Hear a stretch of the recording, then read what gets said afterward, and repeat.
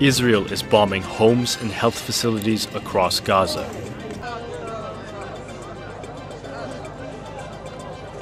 تراسل الجزيرة في غزة نقلا عن مصادر طبية فلسطينية باستشهاد 15 فلسطينيا. Strikes have killed at least 125 people since early morning on Sunday. That means that they believe that the UK is complicit in some of the action. تطالب إسرائيل بوقف هجماتها على قطاع غزة. هذا التكثيف للقصف المدفعي الإسرائيلي، ما الذي تقوله تقاريركم؟ صاروخ فرط صوتي وأن الصاروخ هو الثالث. انتصارا لمظلومية الشعب الفلسطيني ومجاهديه ورفضا في عمليات القصف. هذا يعني بأنها تحتاج إلى إمكانيات وأضاف ماكرون في مداخلة له في قمة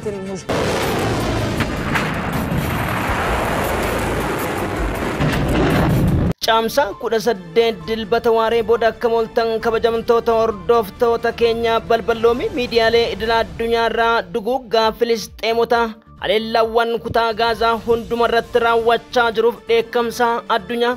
Filisxeemonni sa'aatii 24 keessatti ajjeefaman 340 lakkoofsi isaanii ta'uun dhagahamee jira. Liigiin biyyoota Arabaa yaa'ii 34ffaa magaalaa guddoo Iraaq Baagdaaditti taasise irratti barreessaan mootummoota gamtoomanii Tiraampii fi Benjamin Netanyahuutti quba qabuun dhagahamee jira. Brigeediin Alaksaa loltoota Israa'el dachaa kan duguuge ta'uu wayita Israa'el beeksifteetti haleellaan kaleessa galgala ibidda kutaa Gaazaa khaneninus irratti fudhatamee dheekkamsa addunyaa yoo dhageessisu Ansaaronni Yamanii Bengooriyoo deebi'anii haleeluun Israa'eliif mallattoo gaaffii ta'ee jira.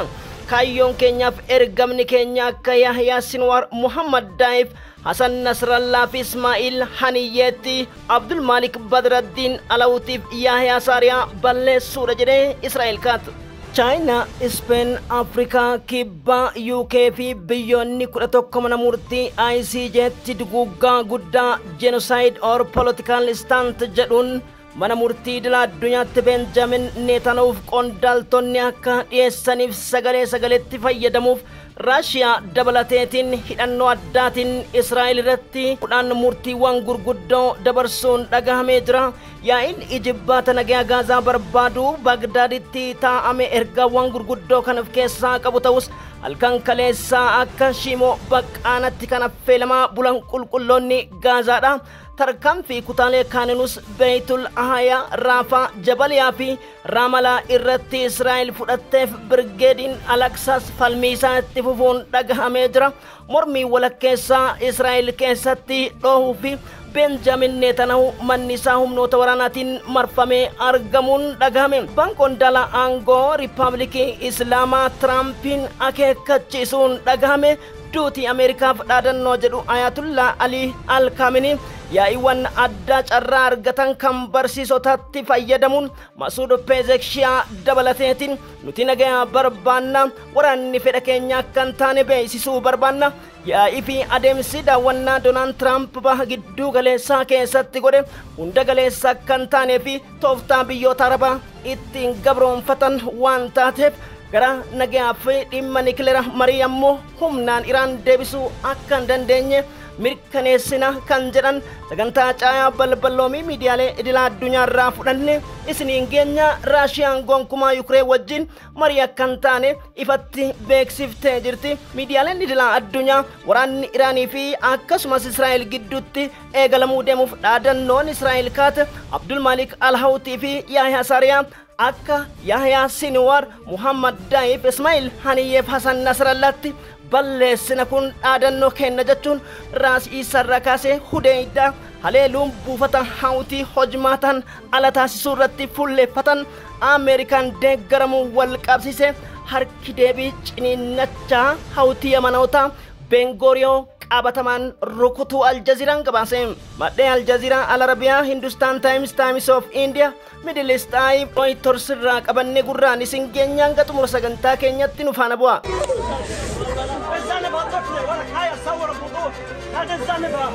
الإسرائيلية على منازل وخيام تؤوي نازحين في منطقة المواصي غربي مدينة خان يونس مؤكد أن مركبات جدعون التي يتحدث عنها الاحتلال بأنها سيكون هناك تصعيد للعمليات العسكرية، سيكون هناك عمليات قتل بشكل. US Secretary of State Marco Rubio says he's spoken to Israeli. إن عشرات المستوطنين اقتحموا أطراف بلدة بروقين شرق محافظة سلفيت بالضفة.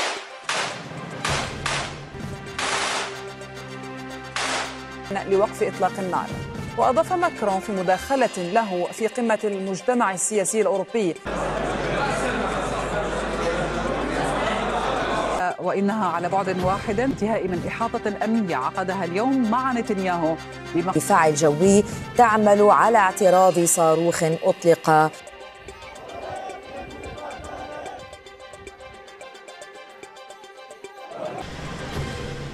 توثق الكاميرات إبادة حية ترتكب. إن إيران تعلم أن عليها المطار لقرابة الساعة. إن القوات المسلحة وأمام التطورات العاجلة في غزة. A family of 3 was killed. The strip has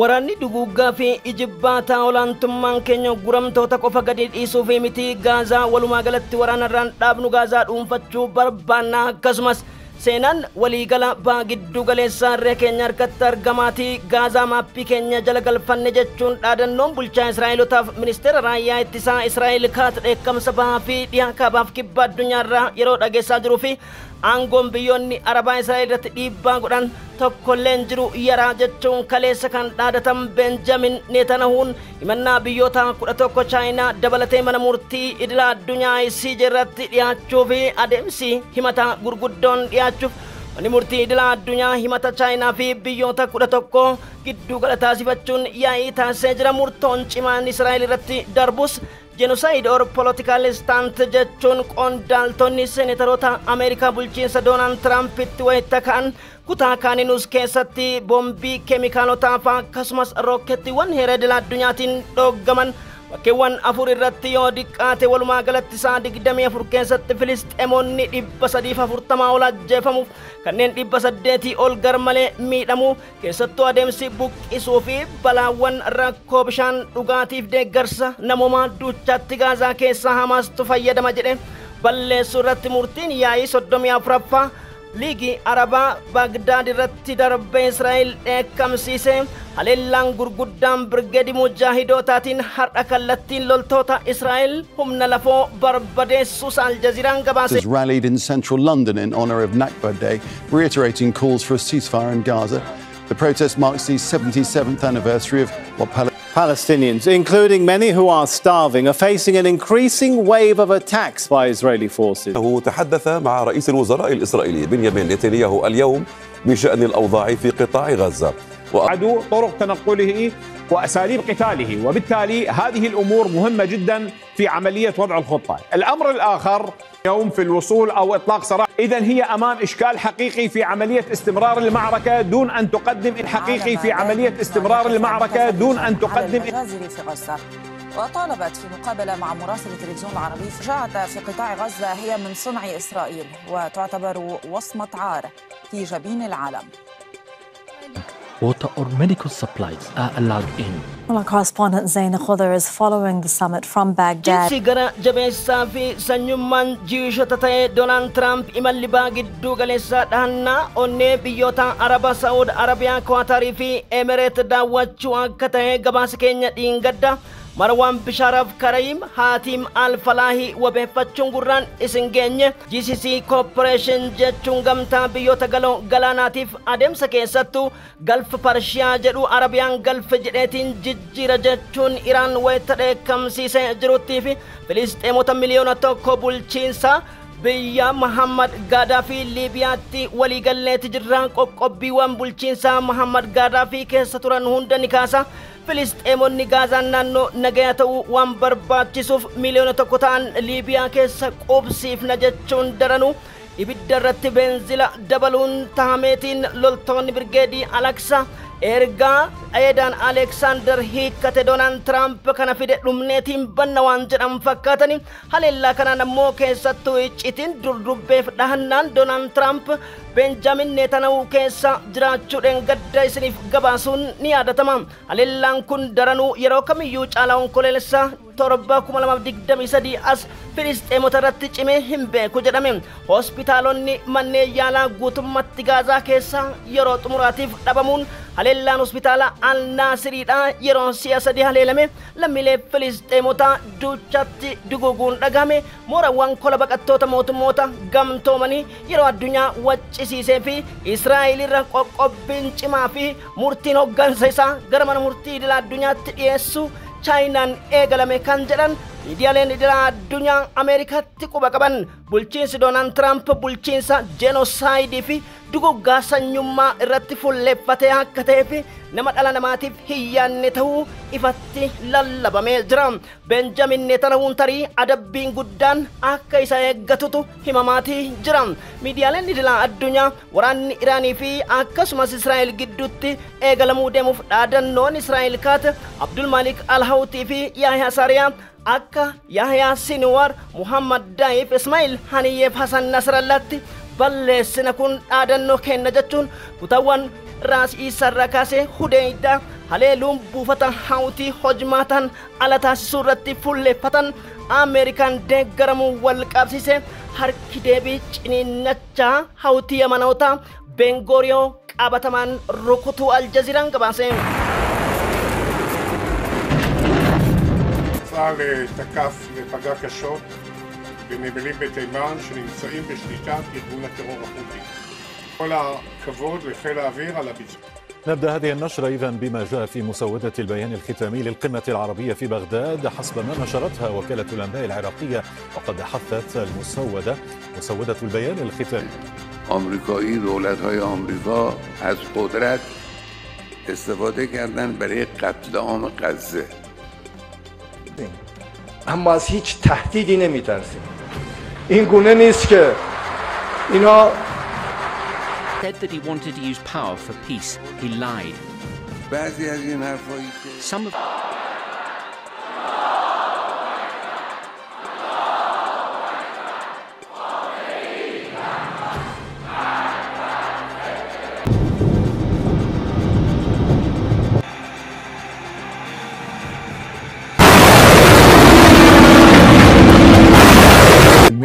أنهم لا يريدون أو أنهم يريدون وقف الحرب إيران عن معظم اجتماع. كلمة للمتحدث العسكري باسم جماعة أنصار الله الحوثيين في اليمن يحيى سريع والذي تحدث عن عملية عسكرية نوعية للقوى الصاروخية لمظلومية الشعب الفلسطيني ومجاهديه ورفضا لجريمة الإبادة الجماعية التي يقترفها العدو الصهيوني بحق إخواننا في قطاع غزة.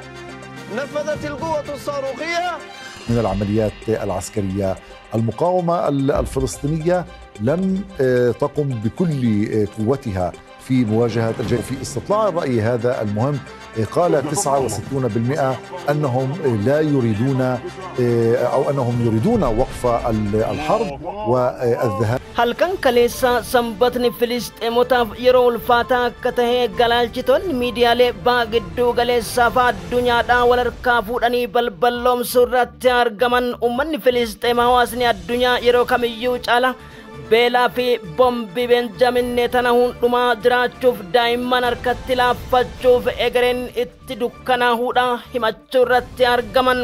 Waraanni gidduu galeessaa bulchiinsa garaa jabeessaaf naazii Israa'eloota Benjamin Netanyahuun Gaazaa irratti qarqabame kutaalee Gaazaa hunda keessatti misaa'ilota gurguddoof rooketii seera idila addunyaatiin dhoowwamaniin Filisxeemota ciinceessaa buluun miliyoonota idila addunyaa gubbaa hiriiraan hedduuwwan imimmaaniin kan guute ta'uu Aljaziiraan gabaaseen bulchaan tsiyoonota nuti guramtoonni keenya galanisii kaayyoof imaammanni keenya maappii haarawa Israa'el jala Gaazaa galfachuu jechuun keessa beektonni White House keessa icciti gadi baasan kaayyoon Donald Trump Israa'el guddoo gidduu galeessaa keessatti ijaaruuf imalli daawwannaa Emirates Abu Dhabi akkasumas Qaatariif Muhammad bin Salman Saud Arabiyaa biratti taasisan maqaa GCC yookiin daldala galoo galaanaa fi dhibbantaa dinagdee doolaara biliyoona 14 walii mallatteessuu osoo hin taane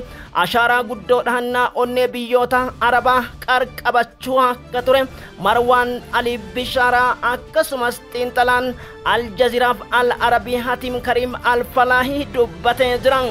Edan Alexander erga hiikkate bulchiinsi sanyummaa tsiyonotaa qabu Donald J. Trump lammiilee Filisxeem miliyoona 1 gara Tripoli Liibiyaatti fudhanna qoqqobbiiwwan bara bulchiinsa Muhammad Gaddafi waggoota 14 dura turanii fi maallaqoota doolaara biliyoonotaan lakkaa'aman Liibiyaa harkaa qabaman hunda gadi lakkifna jechuu fi imalli isaanii shaggooyyee fi dhiichisa garaagaraatiin simataman hundi harkaa waan dammaqame fakkaatan ansaarota Yamaniitiin waliigalle jechuun imaammata siyaasaaf qabbanaa fakkaachuun dhimma quuqama ummanni Filisxeem ummata qulqullu daa'imman sun hedduu garaa nama nyaatan jechuun kan dubbatu Abu Jahaliin Ameerikaa Donald J. Trump adeemsa Benjamin Netanyahuun walakkeessa Gaazaaf kutaawwan Gaazaa hundarratti Filisxeemota lafarraa balleessutti waan jabaatan akka fakkaatutu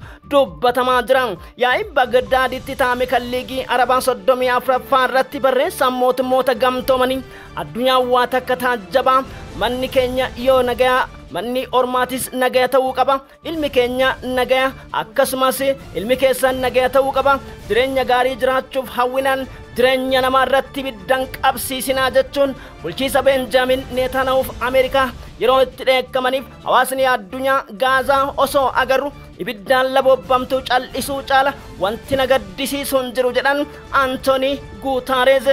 Ministeerri muummee Spain Pedro Sanchezidha gochi yakka duguggaa yeroo kamiyyuu caala Spain fi Israa'el addaan kutuu qofa osoo hin ta'in mana murtii idil addunyaaf seerri haqa lammiilee fi mirga namoomaa eegu kamuu hojiirra ooluu qaba. Filisxeemota 340 osoo agaruu bulchiinsi Trump dhumaatii kanaaf ammoo deeggarsa Israa'el taasisuun baay'ee nu gaddisiisa jedhan. Rasiif Tayyib Erdogan Filisxeemota kan fixe bulchiinsa Donald Trump mataa isaati jechuun yeroo jalqabaa kaleessa dubbachuun dhagame. Chaayinaaf biyyoonni 11 mana murtii idil addunyaa irratti ibidda kaleessa Filisxeemota dhibbootaan lakkaa'aman walakkeessa Gaazaa keessatti duguugaa turee fi daantiin Chaayinaa yakka duguugaa kana callisnee laaluun keenya seenaa keessatti nu gaafachiisa yoo jedhan bulchiinsi Naazii fi harka dhiiga Israa'eloota Benjamin Netanyahuun ammoo kutaawwan khaneninus keessatti bombii seera idil addunyaatiin dhoggame akka waan labobba bakakkaatti irratti roobsaa ture. Isaan beelaa fi miidhaan gurguddaan harka rabbii qofarratti hafaniitiin jiran. Brigeediin Alaksaaf mujaahidota tarkaanfii kanatti ciniinnachuun Donald Trump fi Israa'el irratti dhumneetiin banna malee Gaazaan abadan kan Yahuudota hin taatu jechuun dhagame. Miidiyaaleen idilaa addunyaa hawaasni miliyoonotaan lakkaa'amu bulchiinsa Donald Trump fi Benjamin Netanyahu balaaleffachaa wayita bulanitti dubbiin Iraaniif Israa'el gidduutti qabsiifamuu deemtu Ameerikaafis tarii yaaddoo ta'uu dandeetti jedhamee jira. Ayatullah Said Ali Al-Khamenei abbaan amantii beekamaan Iraanota duuti Ameerikaaf duuti Israa'eliif jedhanii dhaadatanii jiran. haa ta'uuti baagiddu galeessaa keessatti guyyoota hedduuf marmaaruun isaa gartummaaf haqa tiksuu osoo hin taane yaaddoon Hitlerii waliin qabnu karaa nagaatiin hiikkachuuf fedhiif karri keenya banaadha. Isaan kan barbaadan garuu Ameerikaa qaanessuu barbaadan jechuun dubbatan. Ameerikaa qaanessuu bira darbanii Iraan gartokkee biyyoota Arabaa qabatanii irreen cabsuu akka barbaadan nuuf gala. haa ta'uu nuti waraanan barbaannu yoo itti seenne immoo dubatti deebi'uu hin barbaannus jedhan. Pirezidaantiin Iraan Maasuud Pezekshiyan tarkaanfii Gaazaa irratti fudhatamaa jiru tasgabbiidhaan laalamee dhaabuu dhiifameetiin akka Filisxeemonni duguugamaniif yakka harka dhiigaa Donald Trump fi Benjamin Netanyahu irraa hin buune jechuu qubatti akeekan. Iraan deebiin haleellaa Ameerikaan amma qabatteef deebistu iddoo akka ulfaatu herreganii itti seenuu qaban jechuunis dubbatan.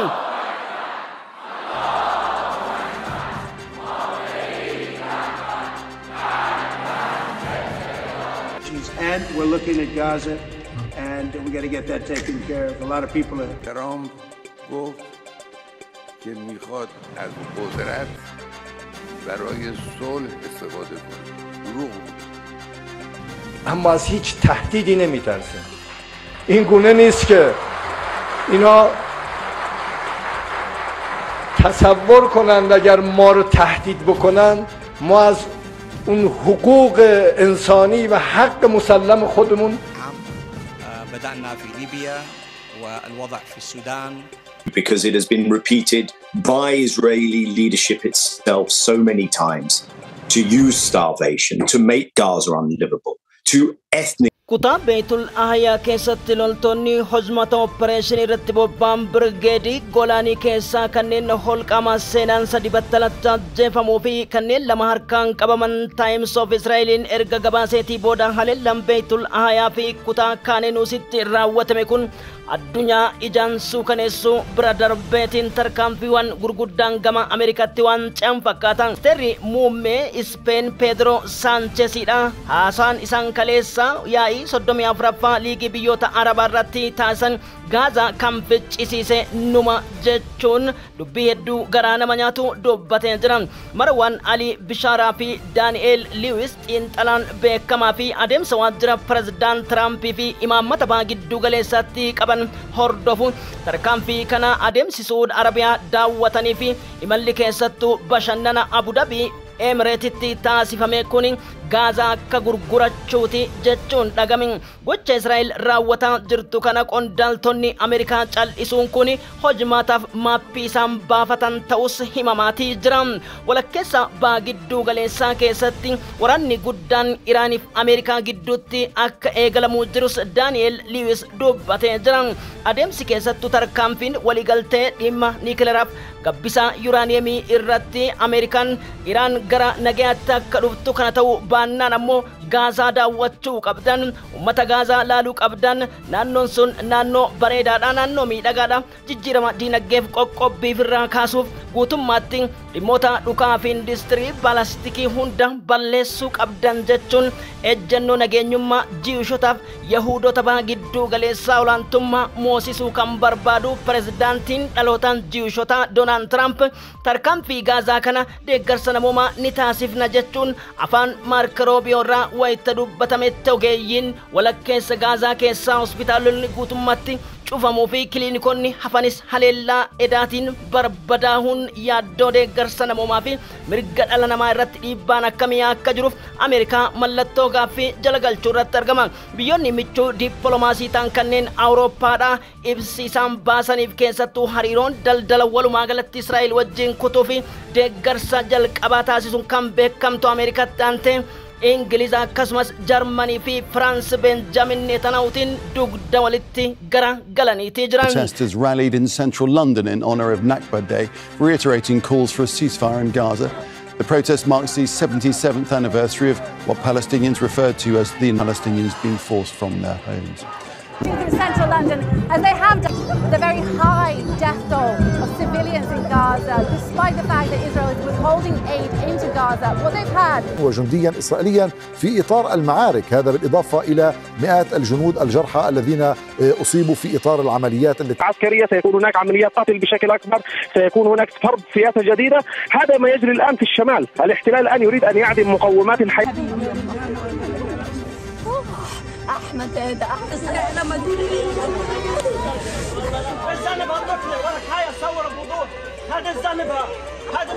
صادرة عسكرية أن جنودا إسرائيليين طلبوا من باستشهاد 15 فلسطينيا وإصابة آخرين إثر قصف جوي إسرائيلي على منازل وخيام تؤوي نازحين في منطقة الإسعاف. تعمل عبد القادر في مواقع القصف الإسرائيلي وتخمد النيران وتسعى